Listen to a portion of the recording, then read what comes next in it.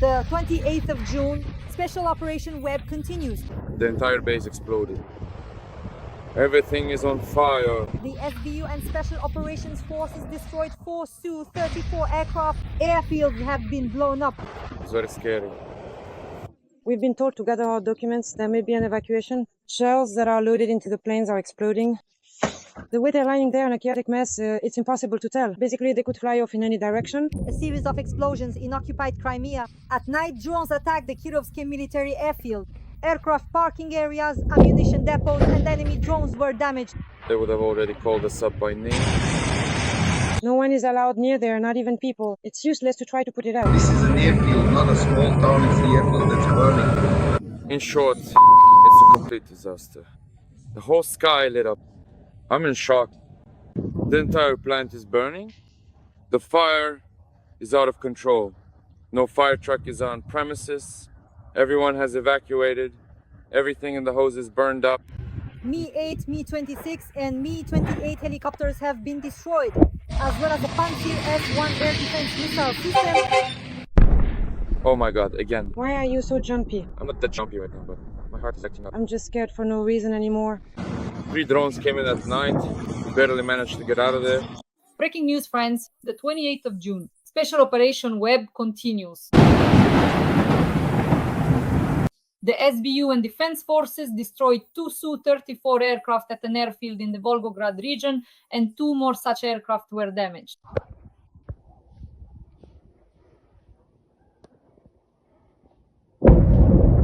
A series of explosions occurred in occupied Crimea. An airfield was blown up there. At night, drones and Neptune missiles attacked the Kirovske military airfield in Crimea. There, the bases of strategic tactical aviation, ammunition depots, and enemy drones were damaged. Mi-8, Mi-26, and Mi-28 helicopters, as well as the Pansir S-1 air defense missile system, were destroyed. They would have already called us out by name, but we're not doing anything here.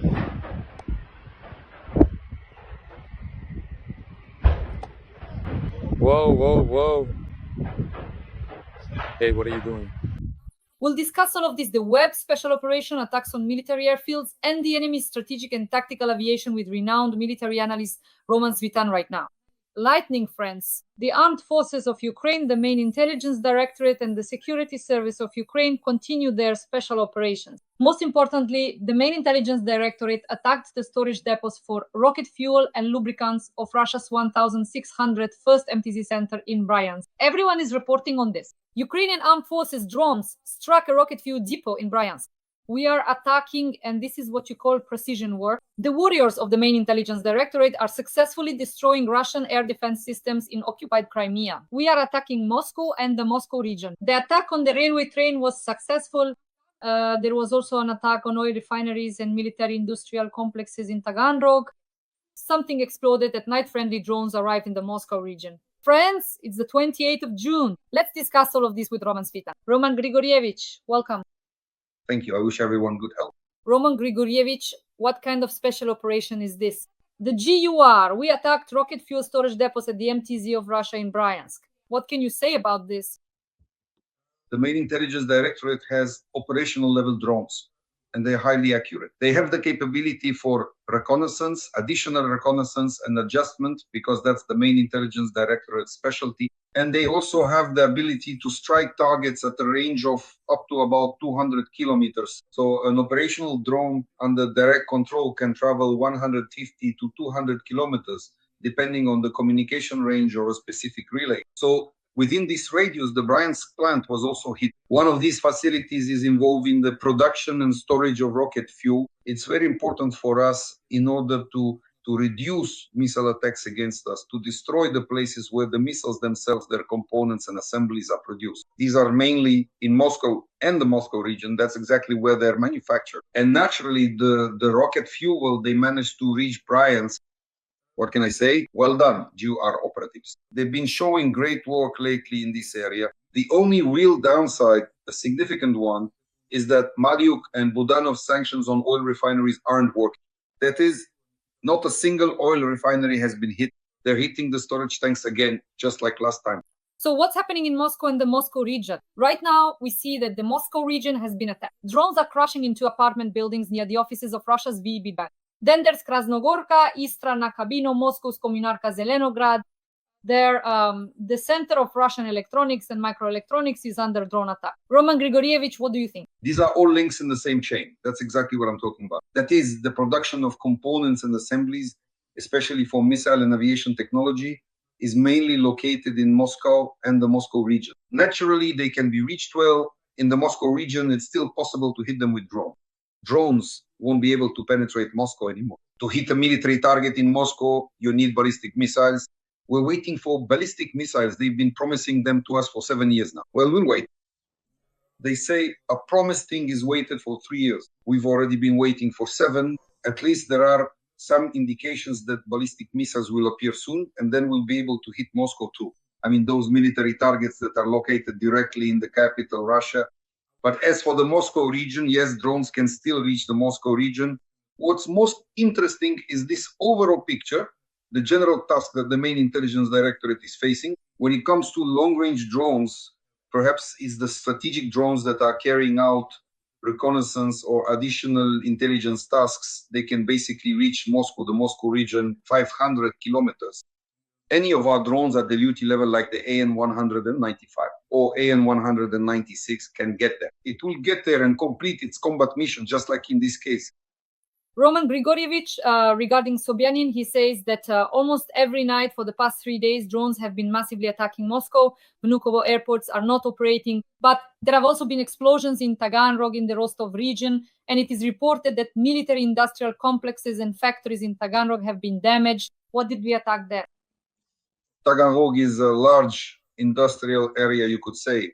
A big industrial zone, Taganrog, Rostov. At one time, both in Taganrog and in Rostov, there were enterprises set up for the mining and metallurgical industry. Now, most of the mines in the Rostov region have been shut down, and some of the enterprises have been repurposed for military production. In fact, they produce almost everything there, from explosives to those same drones. That is, some of the drones are actually produced in Taganrog, mainly at or near related enterprises based at the Taganrog aviation plant.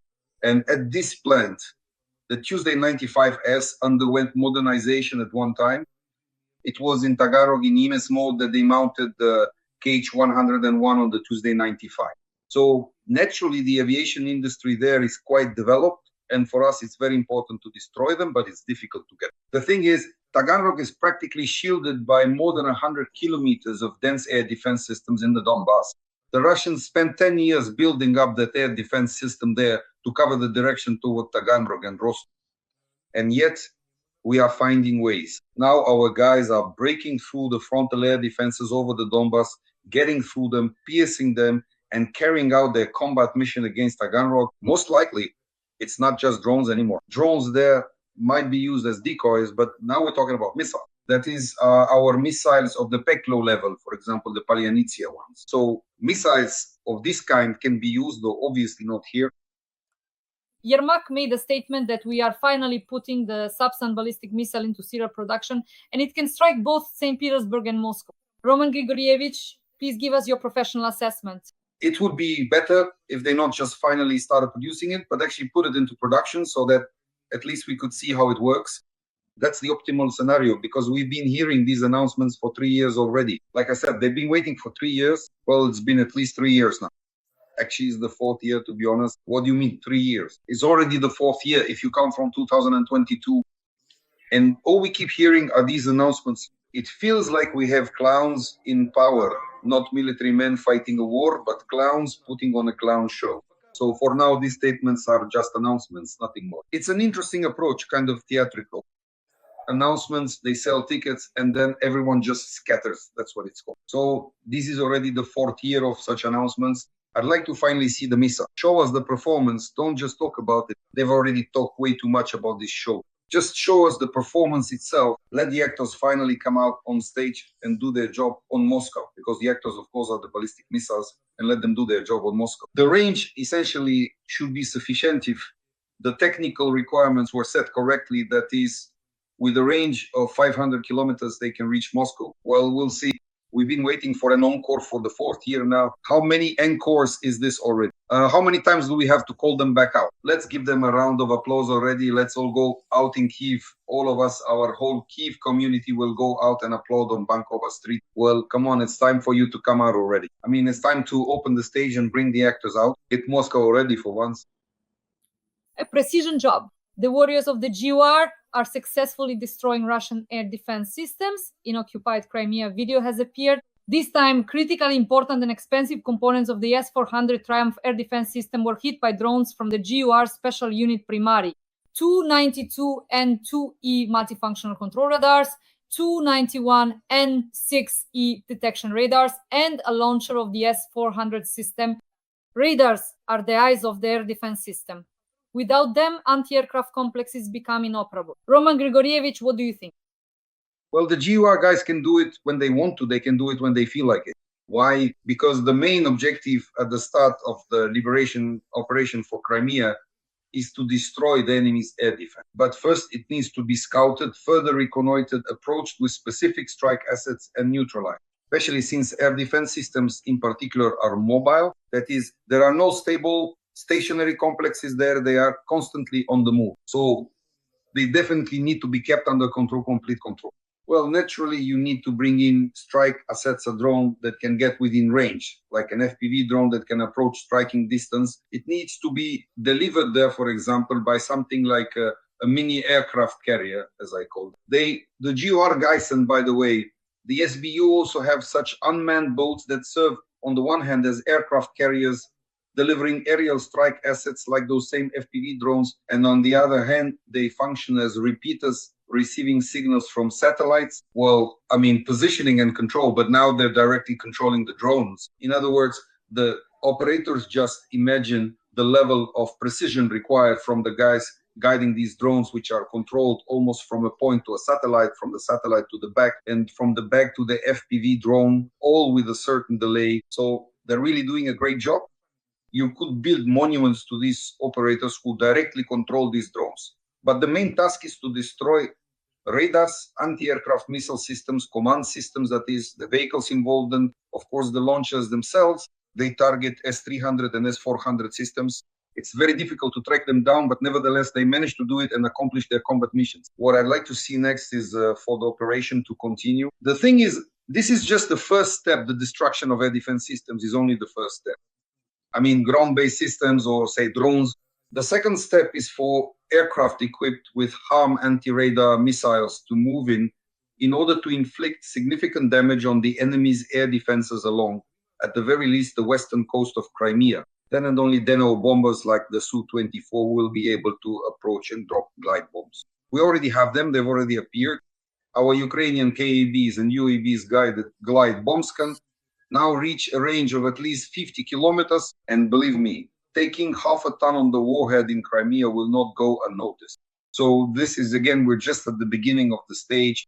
I'd like this to continue because, honestly, we've started so many times and just can't seem to finish in the end. Well, we really need to start taking this issue seriously already. Better not at all than just somehow. It would have been better not to start at all. As for Kerch, it was reported that a series of explosions occurred over Kerch and the Kerch bridge was not operational. Then it was reported that there were explosions and now there are massive traffic jams on the Kerch bridge. What is happening? What could have been attacked in Kerch, Roman Grigorievich? Well, in Kerch, there are a lot of maritime facilities, that is enterprises servicing maritime transport, including Russian Black Sea Fleet ships. It's also a major military hub. Kerch practically handles the entire flow of cargo going to Crimea and further on to Kherson and Zaporizhzhia. Naturally, there is transshipment going on. That is, a lot of flows, logistical flows, pass through Kerch. No matter where you look there, everywhere is a military target. The main thing is to get there. The air defense around the Kerch bridge and the overall security system is very strong. It is possible to break through it. It is possible. Such a density of air defense can definitely be penetrated by ballistic missiles. So if we already have or have started to get the ground missiles, which is at least what the leadership is hinting at 10 striking Kerch, is exactly what they're for. In other words, it would be a dream come true, as they say. Specifically with ballistic missiles, it's 300 kilometers. So in principle, the task can be accomplished. Plus, our Neptunes can reach Kerch, the entire range of Neptunes can reach there, at least for ground targets.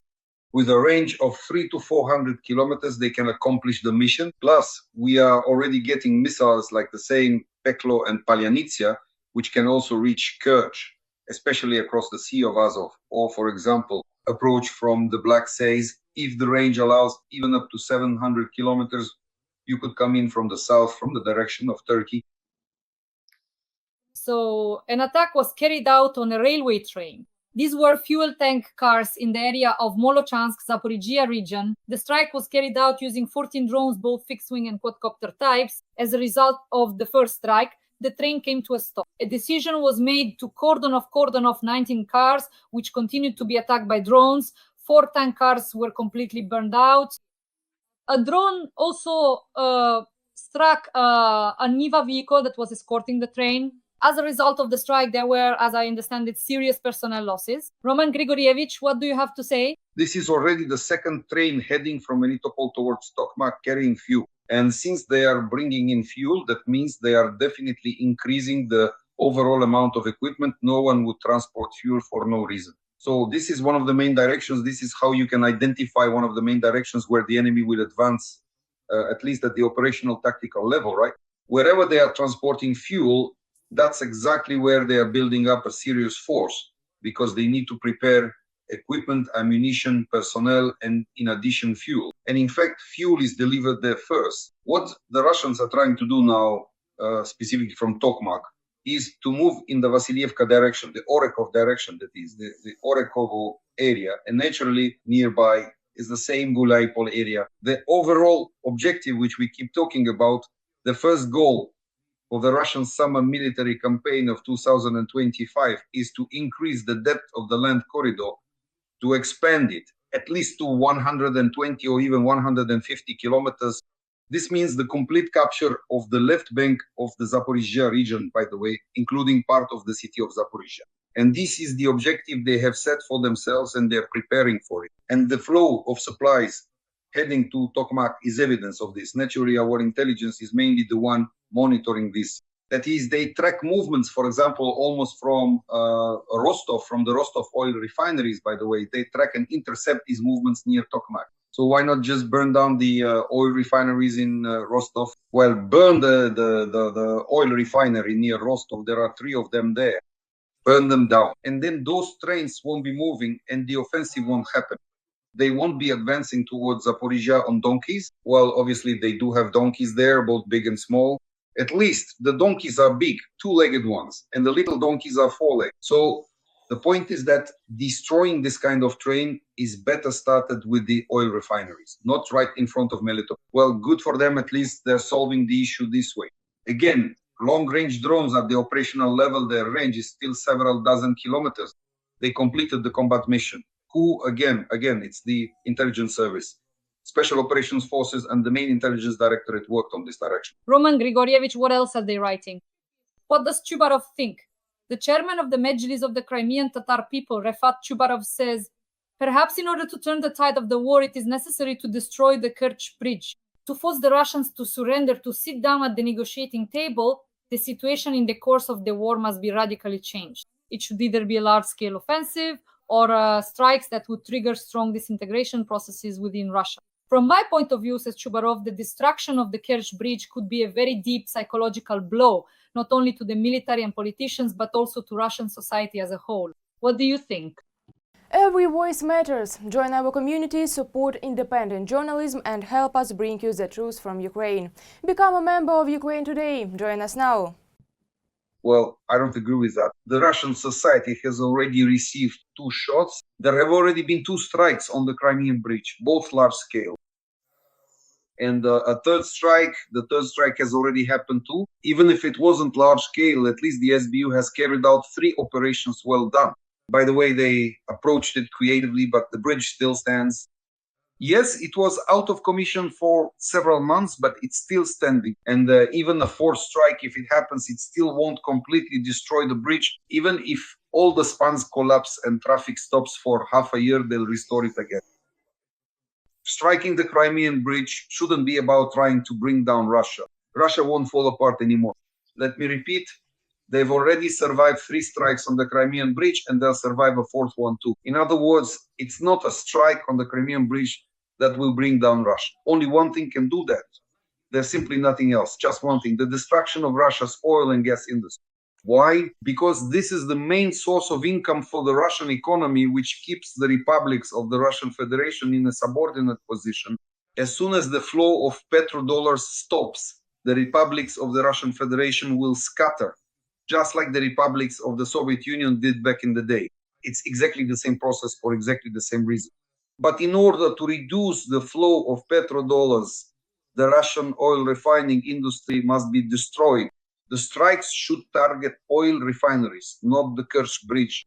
And the Kerch Bridge should be put out of commission for a certain period to stop the flow of steel into Crimea and towards Kherson and Zaporizhia. But even at this point, it won't be a complete stop of the flow, because there is still a railway and a land transport corridor. From Rostov, they have already extended a railway line into Crimea, that is through Melitopol. By the way, this particular train could easily travel from Rostov through Mariupol, but only along the northern route in the Volnovakha area, and enter Tokmak from the south via Melitopol, but only through the Rostov-Mariupol line. So the destruction of the Kerch Bridge alone will no longer stop the flow by itself, but it definitely needs to be destroyed 100%, just like the other 2 bridges. All 3 bridges need to be hit at once: the Kerch Bridge, the Mayus Bridge near Taganrog, and the Kalmius Bridge near Volnovakha and Mariupol. So if these 3 bridges are taken out, then the flow of equipment towards Zaporizhia will decrease by at least half, because they won't be able to transport much using donkeys and vehicles. Russia is capable of almost continuously attacking Ukraine with a huge number of drones. Russia has started mass producing drones in Tatarstan, according to Le Monde. The production of Shahids in Iran is a thing of the past. Now it has been established in Russia, specifically in Tatarstan. Hundreds of women from Africa, mainly from Uganda, South Sudan, Mali, Cameroon, Sierra Leone, Botswana, and Zimbabwe, are assembling them. This is what Le Monde reports. And it's clear that, well, according to information from other military analysts, Russia could attack Ukraine with 500 to 600 drones every night. What do you think, Roman Grigorievich? Well, now foreign tabloids have started talking about what we've been discussing for at least several weeks, if not more than a month, probably. Right now, we're not being attacked by Iranian Shaheeds. We're being attacked by Russian Chinese gerunds that are currently being produced. This is now clearly emphasized by the foreign press in Russia's Alabuga and Ijevsk. And now, once again, the Russians, together with the Chinese, are building a factory in North Korea to produce these gerunds and Potsonok 200.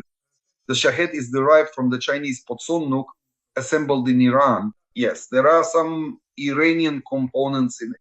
And the fact that the Israelis have destroyed all the Shahed production plants in Iran will not affect our problem at all. Absolutely, because right now in the Geran, the Russian-Chinese Geran, the circuit boards, mainly the boards are from Russia's VNI Progress, which we have targeted. These are Chinese guidance systems.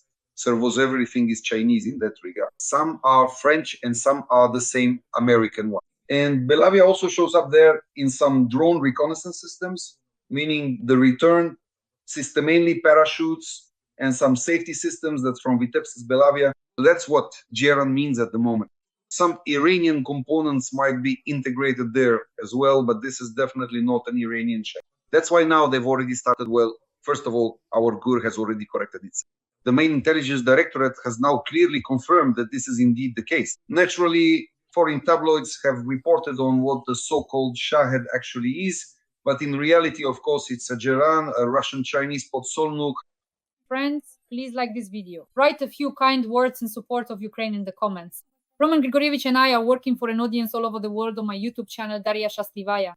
Monday, Wednesday, Friday, Roman Grigorievich, that is Sirski, the General Commander-in-Chief of the Armed Forces of Ukraine. The Russians have formed their largest grouping in the Pokrovsk direction, about 111,000 troops. This is the hottest spot along the entire front line. Every day there are at least 50 combat clashes here. Let's discuss this. Syrskyi is currently working on the Pokrovsk direction. We gave him a bit of a hard time over the past couple of days when he showed up in the Sunumi direction and started reporting on Victorious, so some actions of our troops there. We've talked about the issue of the Sunumi direction with you for several weeks now. It's a thermal trap, so to speak, a noise grenade, you can call it whatever you like. In other words, the actions of the Russians there are only about 50,000 of them deployed. They did not pose any threat to Sumy, let alone Kyiv. This is what our deputies, who are as far from military affairs as I am from Ballet, were warning about, something like that. This noise grenade is exactly the same kind of operation as the one near Kharkiv last year. That is in order to distract our troops and divert our attention to this direction. This year, as a continuation of the Kharkiv operations, Kharkiv, Lipsty and Vovchansk, the Sumy direction has also emerged. Although, to be honest, it's more of a Kursk direction. Why?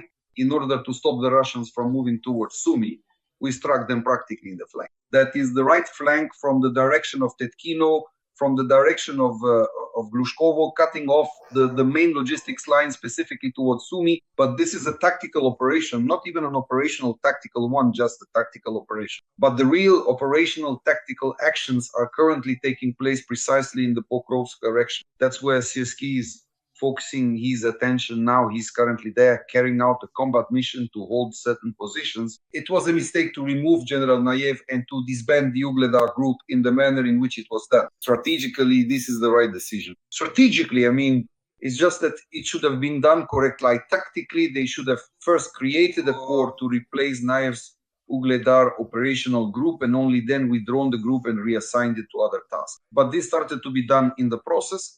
And the Russians immediately noticed this issue and pressed the attack mainly south of Pokrovsk, and they pressed quite effectively. They advanced all the way to Zaporizhyato. It's the Donetsk-Zaporizhia. There are two settlements there in Donetsk region, Zaporizhia and Yalta, located nearby. So they advanced all the way there and are now pushing toward Zvezda. And this is already the southeast of the Dnipropetrovsk, at least the direction is the southeast of the Dnipropetrovsk region and the southwest of the Donetsk region. So again, what are they doing? They are expanding the land corridor that is trying to move from south to north. So they removed Naev and everything started to fall apart. Why did they have to do it in that order? But here, the question is for Syrskyi, I think this issue will be resolved in the Pokrovske direction. Basically, the commander-in-chief has a certain reserve. Definitely, there's something stashed away there, 100%. And he should have an ace up his sleeve, not at the Bankova, since he is the commander-in-chief. So regarding this direction, I think the issue will be resolved soon.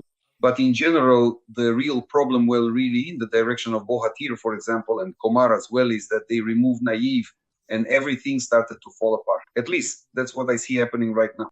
They should have done the same thing, just in the reverse order. As for the Sumy direction, the advance of Russian troops in the border area of Sumy region has been stopped, said Commander-in-Chief of the Armed Forces of Ukraine, General Syrskyi. According to Syrskyi's assessment, Russia's attempts at a summer offensive are stalling. Roman Grigorievich. Well, I don't agree with Syrskyi. I really don't agree, you know. Why? Because the real second wave of the summer campaign hasn't even started yet, and the reserves there haven't even been fully amassed. The start of the Russian summer military campaign of 25 was lackluster. This past month has basically gone by with things still in a kind of build-up. Why? Because part of the reserves that the Russians had prepared for the start of the campaign, they burned through before May 9th, fulfilling political objectives. And this lack of reserves is currently preventing the Russians from launching offensive operations. And under no circumstances should this be interpreted now, and Syrskyi, including Syrskyi, should not interpret this as a sign that the intensity of the summer military campaign is already decreasing. The Russians are preparing a second wave. It is still in preparation with reserves for the second wave planned for August, September, and the peak of the summer military campaign of 2025 will be in August, September, not now. So if anyone should know this, it's definitely Syrskyi. Well, maybe he's just spreading some disinformation in the information space right now, so be it. We just need to clearly understand that the reason the Russians aren't really succeeding right now, except for the area where Nayev was removed in the so-called Volhyda direction, is because of that That's only because they burned through their reserves for May 9th. But the main thing, we're still waiting for it. And you don't just have to sit and wait. We need to prepare for this wave, the second wave, August, September. How should I prepare? That is, preparing reserves is the best option. During this time, we have 1.5 to 2 months. We need to put the line up, urgently put the line up of security forces. What should CSK do now? It should be sounding the alarm at headquarters right now, forcing the Prime Minister, the Minister of Defense, the Ministry of Internal Affairs to bring in about 100,000 security personnel into the armed forces of Ukraine. Not just assign them to some tasks on temporary duty, but remove the exemptions from the security forces and bring those 100,000 into the armed forces of Ukraine according to the mobilization order. That is what will stop the Russians even in the second wave. And in their summer military campaign, you could say they will achieve nothing, except that we will eliminate several tens of thousands of Russians, or maybe even more than 100,000 during the summer campaign. Ukraine may receive 5 more Patriot systems from the United States. This is according to unofficial information stated by the head of the all-Ukrainian public organization Ukraine in NATO, Yuri Romaniuk. Romaniukovich, will 5 Patriot systems be enough, or do we actually need more than 5? Where can we deploy them? Well, put it bluntly now, though not too harshly, we'll get nothing from the Americans, not Patriots, not 5 Patriots, and so on and so forth. Why won't we get them? Because the Israelis have gotten involved in a war with Iran. Naturally, the Americans have become involved in this war as well. They've already experienced what Iranian ballistic missiles are like. And now they've realized that it's actually easy to intercept Iranian ballistic missiles with those same Patriots in the Middle East. If 5 Patriots are going to be sent anywhere, they'll be sent to cover American bases. Even the strikes on Doha, on Qatar, clearly demonstrated that the Patriot works well, though, of course, when there is advance warning. The Iranians first warned the Americans that they would launch ballistic missiles several hours in advance, and then, naturally, all the ballistic missiles were intercepted by the Patriots. Well, it was all just for show, I would say. Nevertheless, the Patriots did their job. The Iranians have missiles, and moreover, some of them are stored in Russia without launches in Fateh. They can reach Qatar, they can also reach Iraq, Syria, wherever there are American bases in the Middle East at the moment, which could be subject to attacks by the Iranians. Suppose Israel starts another round of war in the Middle East.